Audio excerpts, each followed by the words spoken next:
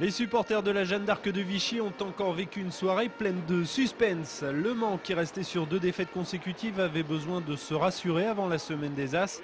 Et c'est Batista qui met le club sartois sur les bons rails, parfaitement servi par Dispenser.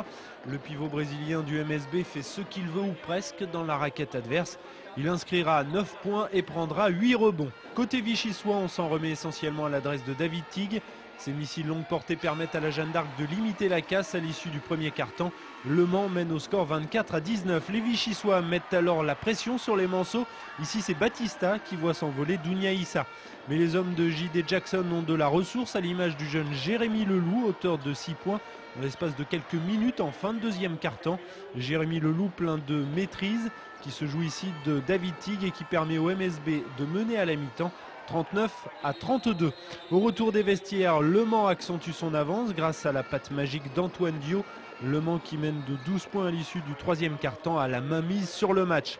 Les hommes de Jean-Louis Borg tentent alors le tout pour le tout. Auteur de 12 points dans le quatrième quart-temps, David Mélody remet la Jeanne d'Arc dans le sens de la marche. À 42 secondes de la fin du match, les deux équipes sont à égalité lorsque Karim Reed envoie Amadi McKenzie inscrire le dunk de la victoire. L'épilogue d'un comeback incroyable après Nancy, après Roanne, après Orléans. Les Vichysois font chuter une autre grosse pointure du championnat.